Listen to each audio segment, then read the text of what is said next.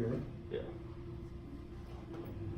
Good afternoon. My name is Aaron Robinson. I'm with Henderson State University as a grad student in the Health, Physical Education, Recreation Department. My research proposal today is comparing the quality of school-based and non-school-based youth sports programs in a rural setting. So the class is based off the research of sport and physical activity. We're not just researching sports itself, or we're not just researching physical activity in an education standpoint.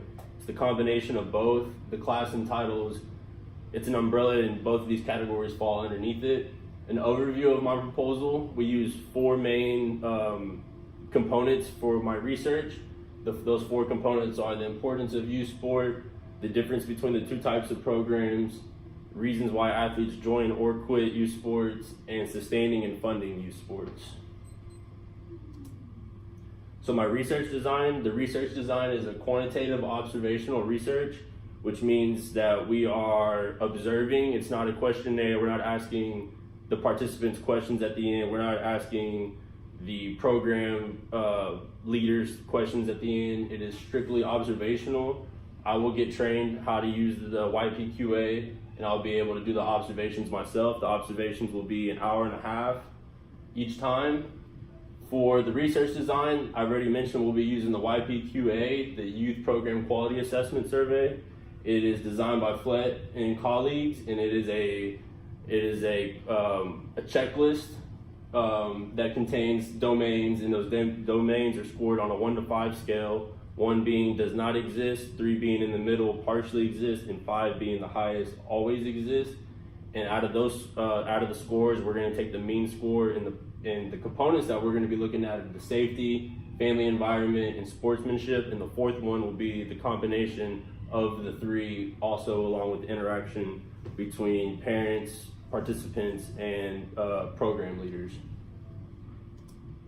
So the purpose of the study is to evaluate the quality differences between school-based and non-school-based programs in a rural setting.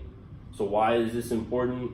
For a couple of reasons. We're looking at school programs, and we're also looking at programs that are not involved at school. There's a lot of differences between them, and also the main difference is that we're looking at a rural setting as well. Being from a big city, being from Houston, I get a different point of view looking at a rural setting. In a rural setting, you might not have the resources, might not be as accessible to certain things as if you were in a more urban setting. Also, it brings to light how different school-based and non-school-based programs are, and also in between rural setting and urban setting. So the location of the study will be the school districts and organized after-school sports programs in rural southern Arkansas. We chose this area because it is close to school, so it helps with the cost, accessibility, and the setting all played a factor. So being accessible, the three areas that I chose were all 30 minutes to 45 minutes drive time, which is not a big deal. I don't want to be going an hour and a half to these other cities. The cost will be too high, and also the setting that my university is in, we're in a rural setting, so it plays, and it's also very helpful. So the participants for this study, the participants will be a sample of male and female programs. We're not, the sample is not based on the number of students. We did number of programs. So we did 8 programs. We did 4 non-school-based programs, and we did 4 school-based programs. The programs that we used for each school-based and non-school-based are the same. We did 2 basketball programs, 1 guys, 1 girls. We did a baseball and a softball for each, school and non-school. Baseball for the boys, softball for the girls. The ages that we used are 10 to 18. We chose this age group because anything under 18, you'll be included in school sports, and you can also play in programs outside of school. The minimum 10 puts you, it allows you to be able to play school sports, so you'll be able to participate in the school-based programs, and also obviously anything under 18, you'll be able to participate in programs that are not school-based. So the variables that we used for the independent and dependent variables, my independent variables will include the gender of the participants, the organization type, so this will be school-based versus non-school-based, and also the program that we're going to be observing. So this will be basketball, softball, and baseball. The gender is obviously male and female. The dependent variable for the program will be what is being measured. So this will be the revised youth program quality assessment, the YPQA. This is where all the data will be collected. The observations of the programs will be recorded using this tool. We're using the YPQA instead of a questionnaire because it is an observational research. We're observing how the quality is of these programs, the safety of these programs, the sportsmanship of these programs, and how well they run, and the interaction in between them. You wouldn't be able to get that by asking questions. Questions you would be able to help, but to the trained eye, you'll be able to tell if these programs are, if something exists in these programs or if something does not exist. So the data analysis and how it'll be presented, we'll be using a three-way ANOVA. ANOVA will be conducted to test the 4 hypotheses associated with the study. The 4 hypotheses will include the effects of gender, the program type, and the sport type. The program type being school-based, non-school-based, and the sport type being the 3 sports that we chose.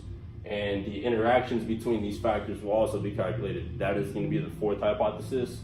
The gender will be 1, the program type will be 2, the type of sport will be 3, and the interaction of the combination of them will be the 4th one. The results will be presented in tables, figures, graphs, and charts. This will be the easiest. We're taking the mean score of the components that we decided to take a score on, and since we'll have a whole score, we'll be able to compare in bar graphs or in pie graphs. We can compare school-based and non-school-based, or we can compare the different types of programs within the school-based. So we can do all 4 school-based against each other, or we can do the basketball programs against the other basketball programs. And it'll be an easier way to have them side by side and just have 2 charts for however we decide to discriminate the research. So some of the references, I chose 3 articles that helped me a lot during my research and gave me multiple pages to write my literature on. So the first article is Cunningham's article, The Meeting Expenses of Wheelchair Rugby, Strategies Employed to Procure Funding and Promotion by Teams and Players. This article was written by Cunningham that described the barriers and the differences that participants with disabilities face. So he goes over the obstacles, the barriers, the cost effects, the accessibility for those with disabilities to participate in sports. A participant that is wheelchair bound is going to have a more cost effect than a student with slight autism to participate in the sport. We have to get the student in a wheelchair that is bound to the facility to participate. That student also needs equipment to participate, whereas someone with a different disability might not need the equipment or the transportation. Also, it gets costly effective for these types of programs to run tournaments, and you need a lot of funding, a lot of fundraisers for these types of programs.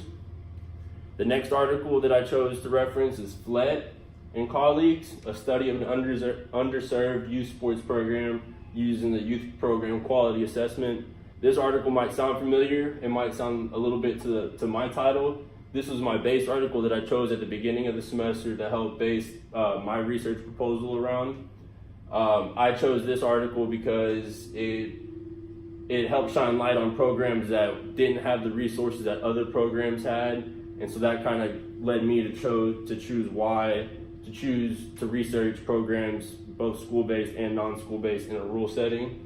Also, he used the YPQA, the Youth Program Quality Assessment, and that's the same tool that I used in my research design. The last article that I'm going to reference is Revito, Effects of Youth Participation in Extracurricular Sports Programs on Perceived Self-Efficacy, a Multi-Level Analysis. In this article, Revito and colleagues go on to state the importance of youth participation in extracurricular activities. It doesn't say that it has to be school-based or non-school-based. The colleagues in Revito are just saying that any participation in youth sports or even just youth physical activity will give that participant a higher sense of self-efficacy. So your self-efficacy is how you view yourself, your extrinsic motivation, your intrinsic motivation. It can help with your cognitive ability and also your physical ability.